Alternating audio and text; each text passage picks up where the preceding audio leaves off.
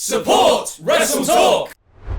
It's time to give some predictions for AEW Dynasty 2025. I am Luco and DAD. I'm joined by Sat Iniangi, the most beautiful man on the planet. Welcome to WrestleTalk. Please do press subscribe, give us a little thumbs up, and leave a comment on this video with your thoughts on AEW Dynasty and your predictions for the show. Are you excited for it? Yeah, because I feel like AEW is coming off a hot streak of consistently good Dynamite and Collision shows.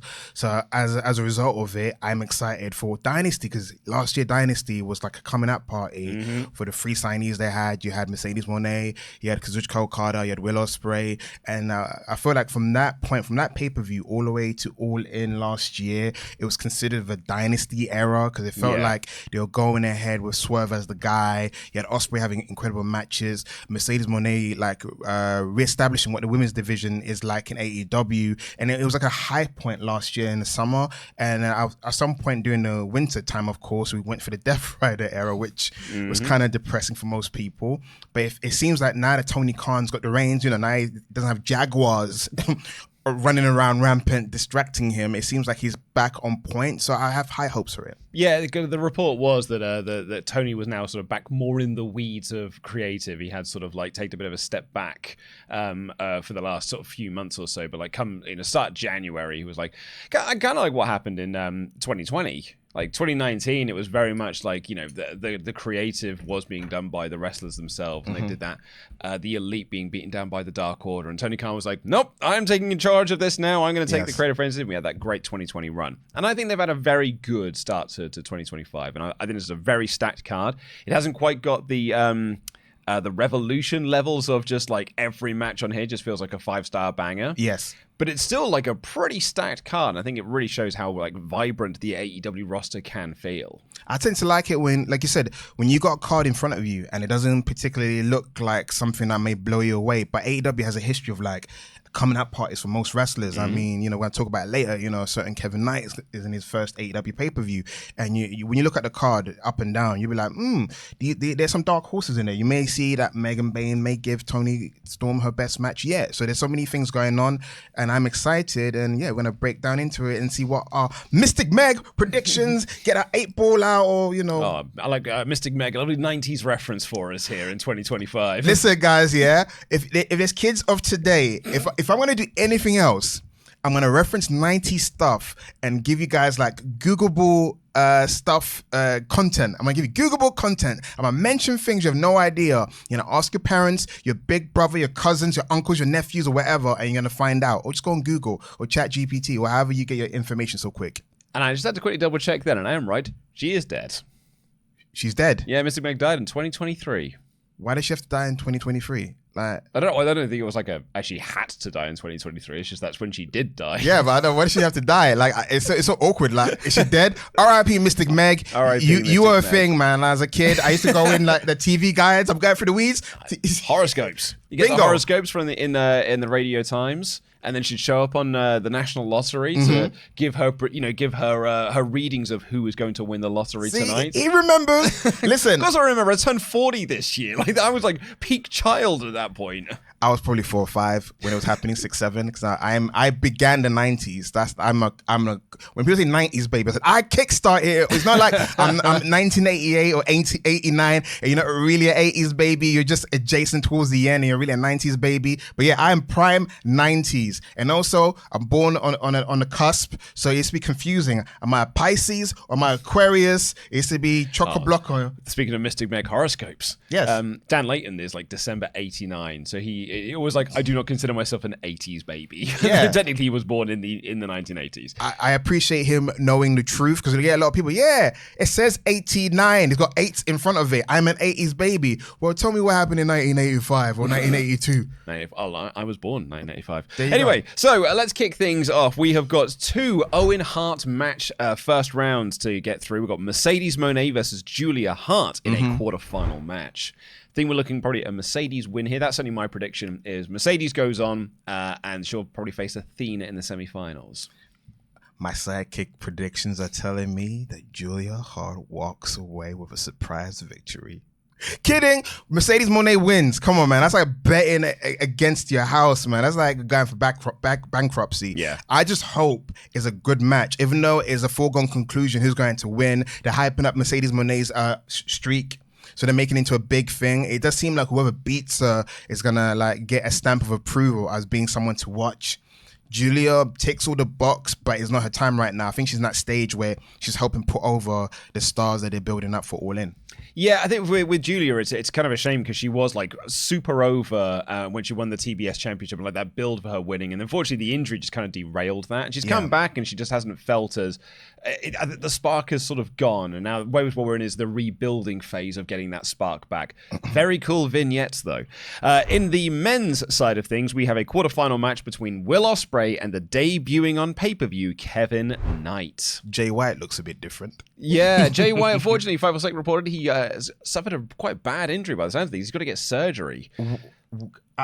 I'm a bit confused because out of all the wrestlers right now, it doesn't seem like he's done. Is it a match with Kevin Knight? That's the only thing that makes sense because he hasn't really been in the ring as much recently. He's been like Cope's number one cheerleader. I was gonna say he's just been running in on Cope matches. Yeah, and he's got the worst because he didn't have injuries in New Japan. So that's the weird thing about Jay White's run in AEW. He's been injury prone, and I tweeted or posted. X is probably posted. I tweeted on my account saying that Bullet Club Gold is snake bit because Juice is out. Juice is out. And that's gonna Ass Boys got hurt again. No. It's not like they. I'm about to say because they just come back. Yeah, but they've just come back from being hurt. You know what? I guess it gives the Ass Boys an opportunity to fly duo. Maybe. Yeah. Speaking of the Ass Boys, they were beat by the Hurt Syndicate a few weeks back, and the Hurt Syndicate are defending the tag. Oh, sorry, I didn't actually go through our predictions. So Will Ospreay is winning as a foregone conclusion. I am assuming we're going to get a Hangman Page Will Ospreay final. I think it's going to be a Will Ospreay Hangman final as well. And with Will Ospreay here, probably going to be an awesome match. I think we're looking at a Will Takeshita semi-final. Yeah. For the Tag Team Championships, the Hurt Syndicate defends against the Learning Tree of Big Bill and Brian Keith. I'm going to go with the Hurt Syndicate here, and I don't particularly care for it, but I'm sure it will be grand. I feel like I'm going to go with Hurt Syndicate as well. I feel like MJF may play a hand in the ending in terms of trying to help, and might be some miscommunication. It might. Yeah, if Jericho runs down, his interference backfires, but he still blames them for not taking any of his learnings or whatever their gimmick is. For the AEW TNT Championship, Daniel Garcia defends against Adam Cole. This match will have no time limits and no outside interference permitted. If you're able to just put that on, why isn't that just on every match? It should be, right? It will make it. I thought TNT has specific sets of rules, but yeah, sure. Yeah, kind of like the Continental Classic has the it's shorter time limits and you're not allowed to have seconds at ringside and things like that. But yeah, like if you're able to put on a rule where no one's allowed to interfere, just put that on every match. Then you'll definitely have a definitive winner in those matches. How's Prince Nana meant to sell his coffees? I mean, I'm being cynical, of course. This one, I'm going to go with Adam Cole. Adam Cole's got this bad rash around his waist. It's called I haven't had a singles title in my time in AEW. Adam Cole's synonymous with being champion wherever he goes. But his AEW run, kind of like Jay White, has been kind of snake bit in a lot of places, and it kind of derailed him because it's kind of sad. I'm just going on a quick tangent. Had he not got injured or shattered his ankle, he would have been AEW World Champion. Would have done. He'd have beaten MJF for the world title at the World's End. But because of or even earlier. Yeah, exactly. Because of the stacked roster they have, you kind of sometimes feel like has the ship sailed. Someone like Adam Cole is kind of like is an intangible X factor that you can't miss up on because of his reputation being champion everywhere he goes. You kind of feel like Bryan Danielson is like, hey, can you hold my belt as well? So we, the added prestige and relevancy of it. But yeah, I think that Adam Cole's gonna win the TNT title, and I'm also predicting he's gonna have a better TNT title run because of Daniel Garcia, unfortunately. Until recently, it felt like they didn't know what to do with TNT title run. I felt really bad for Danny Garcia because like the whole thing with Danny was coming back. He re-signed with AEW. He chose to stay with AEW for the sickos, but then go to WWE. He was here to kind of like the whole restore the feeling sort of thing, and he was still building to him winning the TNT championship. He did. But it has kind of been sort of like a collision thing. It's just sort of like he's sort of been thrown off to Collision Island, which, has been a very good show as of late. Nothing against Collision or anything. But it has meant that his title run has sort of felt quite secondary in a way. It's like if you were sort of in the mid-2000s or, the 2010s. If you were on SmackDown, you were basically a nobody. You were on the B show. And Daniel Garcia is kind of exclusively over there on Collision. Same with Adam Cole. So I think that's hurt his TNT title run somewhat. And I think Adam Cole wins the belt here. But you're gonna have someone in the comment section saying, "Well, you should watch Collision more." I do watch Collision. I was like, but it's not that I'm not watching the show. It's a perception thing. It is a perception thing, and that's why I keep saying to people, it's quite hard because I feel like the Collision now is not the Collision that Daniel Garcia was in all that time, because it was a rebuilding phase. It was like a holograms Collision. It went through different phases, but now it seems like it's more consistent in terms of like the storylines from Dynamite is bleeding into Collision. It's making it more like a uniformed, a duo of sorts in terms of the television you're getting back to back. But I do think it's time. We've had our feel of a Daniel Garcia TNT title run. It's been fine. Hopefully the second will be better, because I still feel like he was going through that phase where he's finding himself or who he is as a character in terms of his presentation. Adam Cole is just Adam Cole. As much as some people say he hasn't really evolved or whatever, you know what you're getting with Adam Cole. You're going to get, hopefully, weekly. That's another thing. We wanted weekly matches. Yeah, exactly. That's why I kind of hate you. We have had with Danny as champion, certainly in the latter part of this run. Bingo. It's only like recent. So because you get people saying, well, he's been defending every week. But that wasn't always the case. There was a case where he decided that he wanted to be international champion for a bit. He went for a phase of chasing other titles, and that's what kind of harmed his title reign, because it's kind of like focus on your own title. But yes, Adam Cole. For the Ring of Honor World Championship in a title versus mask match, it is Jericho defending against Bandido. But with the mask stipulation, I'm going to go with a Bandido win here. I'm going to go with Bandido as well. But like I keep saying, see you guys next year when there's rumors of an RHTV deal when Jericho becomes a Twebe or whatever the Spanish is. Yeah. Me and you had a discussion last week. I had a whole week to come back and redeem myself to the Spanish viewers of WrestleTalk, and I still failed. Show up. Google is right here. What is Spanish for 10? Dice 10. Dice. Yeah, but why is he gonna call himself Dice? He gonna like the El Dice, El Dice, a Diesel. Diez. El Diez. What was that? One more time. Diez. So it's gonna be El Diez. So see you guys next year when we do this again. We'll have El Diez. El Diez. For the Trios Championships, it is the Death Riders of Claudio Castagnoli, Pac, and Wheeler Yuta defending against Rated FTR of Cope, Cash Wheeler, and Dax Harwood. I think that we're going to have a Death Riders retention here. Oh, man. With some, uneasy tensions in FTR and some uneasy tensions between Dax and Cope. And I think that is probably going to lead to D-Riders retaining.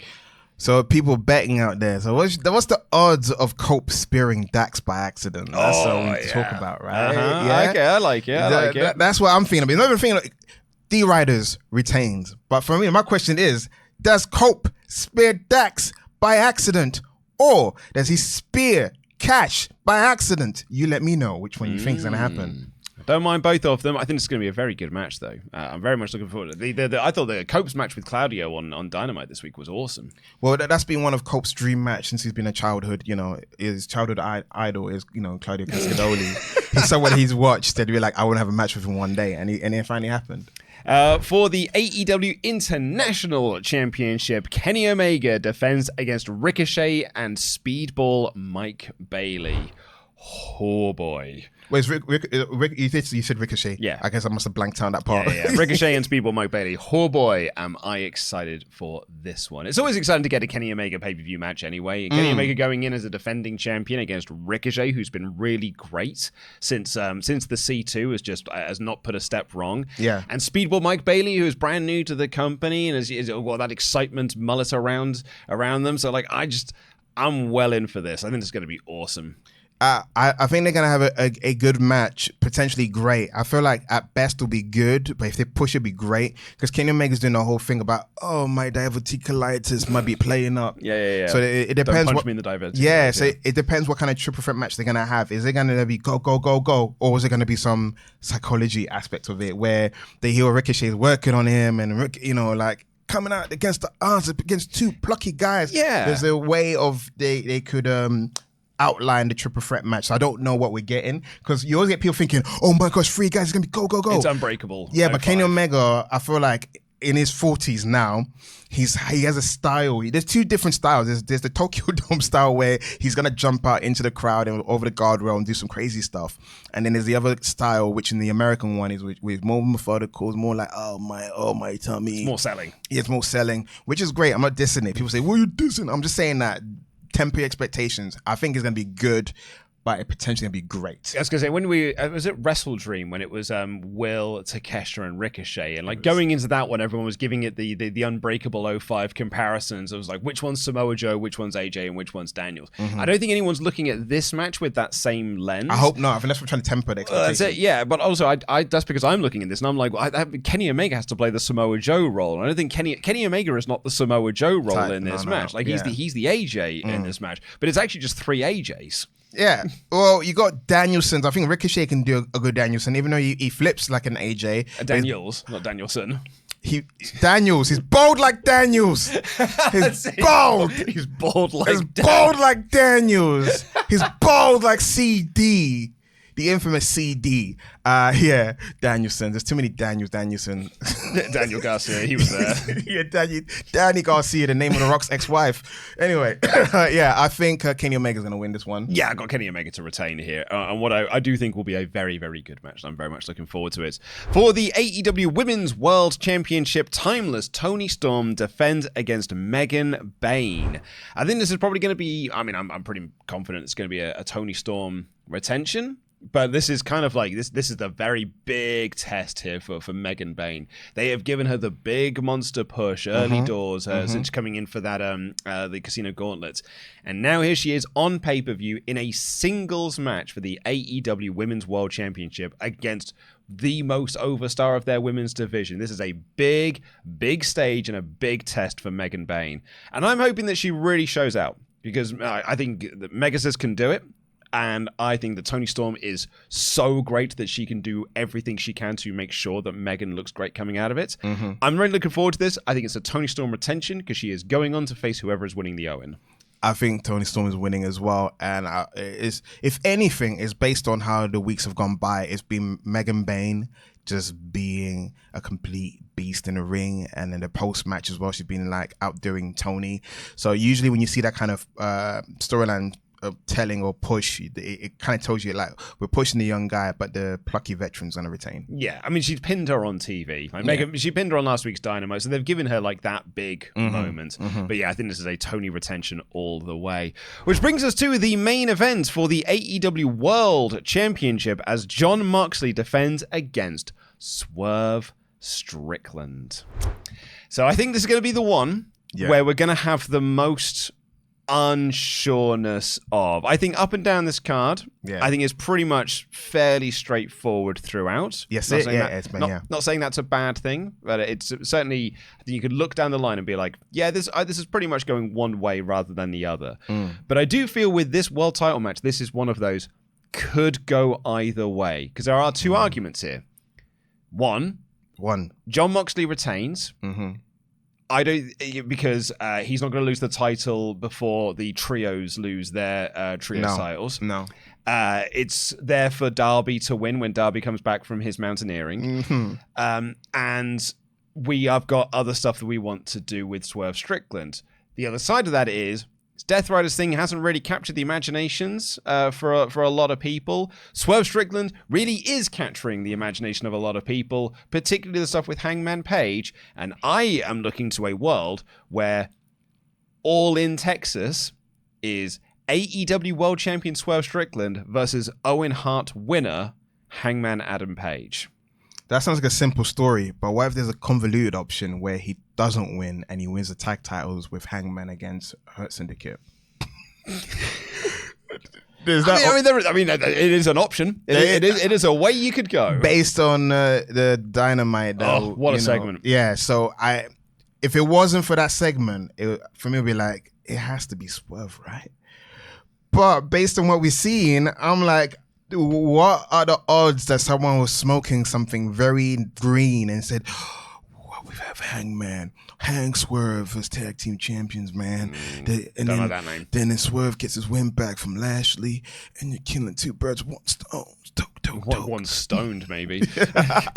No, clarity in my mind, in my soul, in my heart, it has to be Swerve, but I don't know. You don't know? So, okay, so you are kind of on the fence on this one?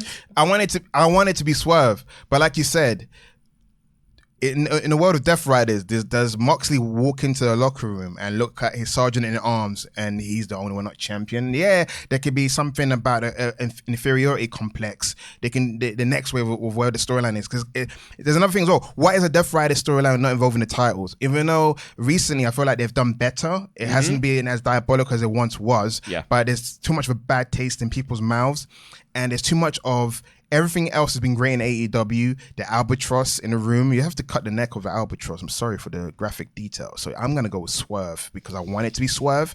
But in my mind, there's a thing called doubt. I have doubts, but I want it to be Swerve. It's called manifesting into the universe. Swerve wins the title. Dynasty era again. Here is what I would say. Yes, sir. We do have another pay-per-view between now and All In. We've got Double or Nothing in May. Ooh. So, what if it is a Moxley retention here, and you build to the rematch at Double or Nothing, where you do the big stip match, and it is like it's a Texas death match because that was tied into the promo that they had a couple of weeks back, which is like, you've been in them, I've won them. So you could do it around that. It's kind of like a Swerve speciality. You can then up the ante of bless you. You can up ante of violence between the two. I like it. I'm talking myself into this now. I'm picking John Moxley. Ooh. I don't want it to be John Moxley because I want Swerve to be the champion 1 year after he won it the first time round. But there is another pay-per-view between now and All In. You've actually given me a great case to you could have I felt almost to jump on the bandwagon to John Moxley as well, but to make things interesting, because there are probably people feeling the same way about Swerve winning, I'm going to stick on the Swerve aspect, but you've presented a compelling argument that I wouldn't be shocked to see happening. Yeah, like it's a big schmoz thing. Maybe Hangman Page does get involved. Maybe I was about to say maybe it'd be a 3-way. And it could be like if Hangman doesn't win the Owen, if he gets taken out, you could do the 3-way. So it's Swerve, Hangman, and Moxley, which kind of is what they did last year with Swerve, Hangman, and Joe. So it's kind of like a bit of a retread of that with some of the roles like slightly out of whack. Which maybe that's a potential, but I quite like Hangman to win the Owen.